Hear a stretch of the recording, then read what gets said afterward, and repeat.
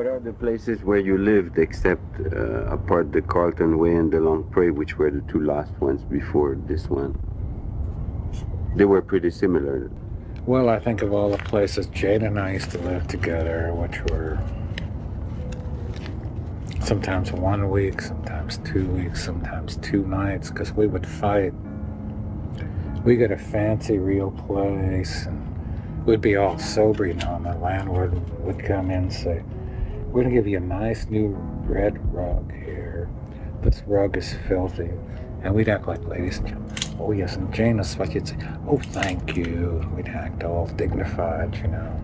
This one place, they ripped up the green rug altar and they put us a beautiful red rug. And they just admired us. They thought we had something, you know. Then we had a fight one night, you know, it goes on 5 or 6 hours, broken glass and screaming, oh shit. So I woke up in the morning, I said to Jane, you know, we're finished here, baby. All of a sudden the door popped open, the guy had tears in his eyes. You're ruining my career. I thought you were decent people. You gotta leave, you're in.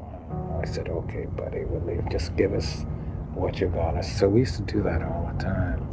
We'd go from place to place. We'd pay a week's rent, but we'd never last a week. We'd get refunds. We'd be broken mirrors. And we'd go around and around. It got so tiresome, you know.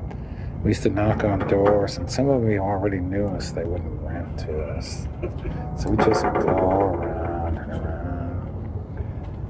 And I don't know where the money came from. I had part-time jobs. And one morning, it was about 3:30 it was about 11 in the morning. It was Sunday morning. I said, hey, Jane.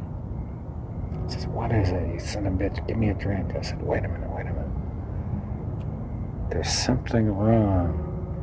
I have parked my car in the middle of a street. I'm blocking all traffic. They've hauled my poor car away. Oh, bullshit, you son. I said, no, I remember being drunk. We couldn't find a parking space. So I said, I'll just park it in the middle of the street. Oh, bullshit. Well, you know, women always think they don't know what you're thinking. So I put on my clothes, and I looked up the first street. I couldn't find it. Here I was up the 3rd street. I blocked the whole street. Here was the car parked there. But luckily, it was 11 o'clock in the morning, and nobody on that street went to church. They were all, you know. So I got in, turned the key, it started, and I just drove right on. And I parked, so I blocked the whole avenue. That was street. in Plymouth? I don't remember what car it was, but you know, they would barely start. When I got in to start it, I'd even... Those days were so wild. We were always drunk, getting kicked out. I had 2 cars. One would break down. I have another. It was a continuous going into bars, getting into trouble, getting kicked out of rooms. It was a tension that just... But there was a liveliness there because we both didn't care for shit, you know. Were you able to write during this time?